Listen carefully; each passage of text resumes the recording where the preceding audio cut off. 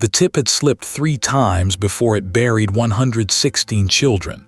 It was not only a tragedy of nature, but a profound failure of accountability. A national inquiry found total negligence on the part of the powerful coal board. But despite the findings, no individual was ever fined, fired, or prosecuted.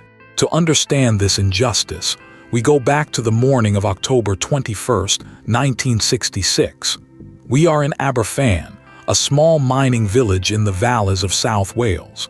Like many towns here, its lifeblood and its fate were tied to coal. Its people lived in the shadow of the industry that fed them. That industry was run by the National Coal Board, or the NCB. The NCB was a powerful, almost tyrannical government entity. They owned the mines, the land, and largely dictated the lives of the villagers. Mining coal creates enormous amounts of waste, which is called spoil.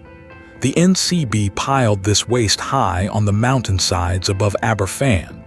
These massive hills of waste were known locally as tips. The most dangerous was tip number 7. Tip 7 was built directly above the Panclas Junior School. By 1966, Tip 7 had reached 111 feet. It contained 227,000 cubic meters of spoil. This was enough waste material to fill 80% of the Great Pyramid of Giza. Below this towering monument to waste, life was proceeding normally. It was 9:15 a.m. on a Friday morning. It was the last day before the children's half-term holiday. Down at Panclas Junior School, the children had just arrived. 116 children were taking the morning register. The sound of small voices carried faintly up the hillside. It was a moment of perfect, ordinary peace. But that peace was already broken hours before. Earlier that morning, workers had noticed something disturbing on Tip 7. A massive 10-foot sinkhole had opened near the summit. This was a clear sign that the mountain of spoil was moving. The workers tried to communicate the danger, but the communication channels were slow or deliberately ignored. No official warning was sent down to the village below. The National Coal Board knew that the mountain was unstable, but they ignored a far more ancient fatal flaw, a secret hidden beneath the colossal weight of Tip 7. The engineering of Tip 7 was fundamentally flawed from the very beginning. The National Coal Board had a profound disregard for the valley's geography. They built the enormous mountain of waste directly over a known mountain stream. Worse, it was placed over a natural spring that flowed constantly down the hillside. This meant the base of the tip was always saturated with water. The villagers and local councillors had warned the NCB for years about this critical flaw. They protested that the waste was being piled directly over a constant, natural water source. An official warning had even been delivered to the NCB by a waterworks engineer. The tips were already collapsing slowly. There had been 3 previous, smaller slips on Tip 7. The danger lay in the nature of the spoil itself. Spoil is the porous, loose black waste from the mining process. But water accumulating inside the tip changes the physics of the material entirely. The continuous flow of the stream turned the solid waste into a thick, unstable slurry. This process is known to engineers as liquefaction. It turns what looks like solid ground into a heavy, deadly quicksand. The instability was compounded severely by recent heavy rains. On the morning of October 21st, the front edge of the tip was completely saturated. At 9:15 am, the entire mass failed catastrophically. The avalanche did not slide slowly. It moved with immense speed, traveling at 30 to 40 miles per hour.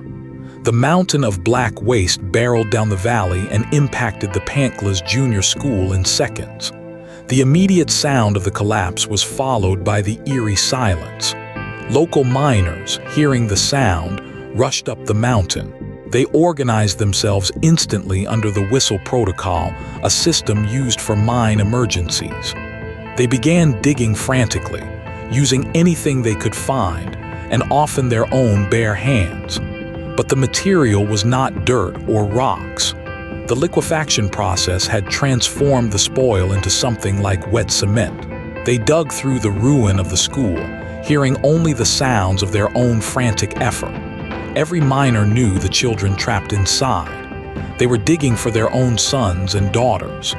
The desperate rescue effort was immediate and heroic, but the fate of those inside had been sealed in seconds. Within minutes of the slide, 144 people were dead. 116 of them were children. But the greatest shock was yet to come.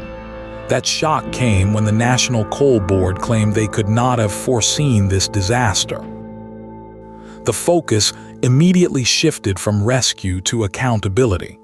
The government quickly established a formal public inquiry. It was tasked with investigating the cause of the disaster and determining who was responsible for the negligence. The National Coal Board, or NCB, was the sole focus of the investigation for months. When the final report was published, its language was shocking in its directness and condemnation.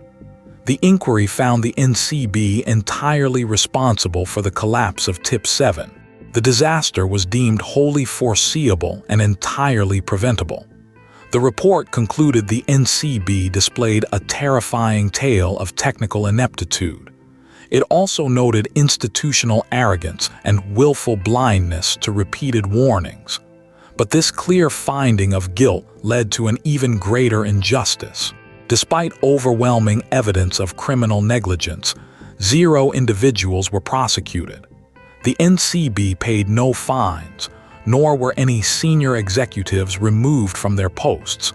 They faced no official sanction whatsoever. The state-owned organization essentially granted itself immunity from its own failures.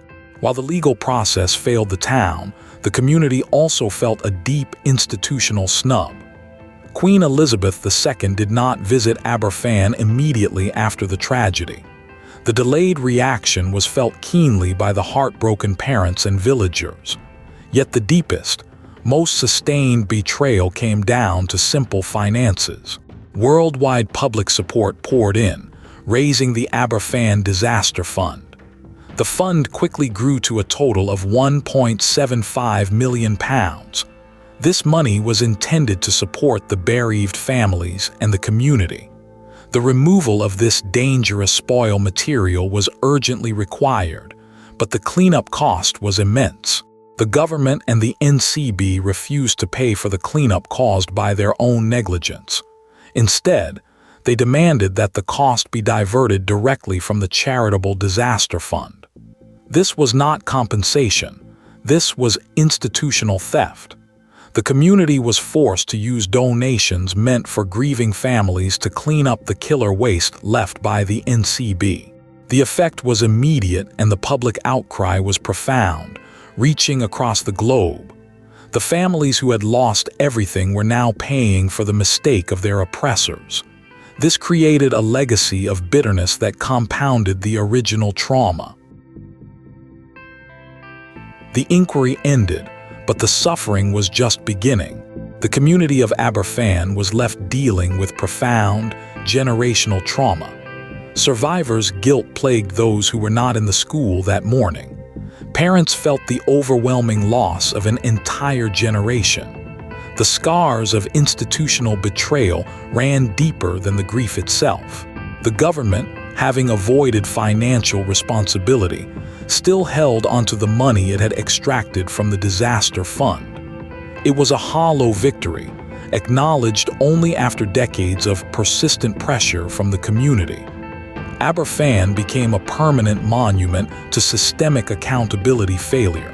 The tragedy was preventable, yet the institution responsible faced 0 financial penalty. The National Coal Board was never forced to pay any fine, and no official was ever prosecuted for the failure. The field is marked by 2 stark white arches, framing the hillside where the tip once stood. The arches stand as a constant, silent reminder of the 144 lives lost not to nature, but to negligence. The Aberfan disaster was not a failure of nature. It was a failure of engineering and a catastrophic failure of institutional responsibility. Aberfan remains one of history's clearest examples of how corporate negligence, backed by governmental power, can transform a community tragedy into a profound, generational injustice. What we know is the time, the date, and the names of the 144 victims. What remains unknown is why the powerful felt entitled to steal from the bereaved. And why it still matters today is because the lessons of Aberfan are still being ignored in boardrooms across the world. What historical event do you think best illustrates the true cost of corporate greed? If you want to dive deeper into the hidden histories of institutional power, please subscribe. There is another story on this channel that nobody has explained either.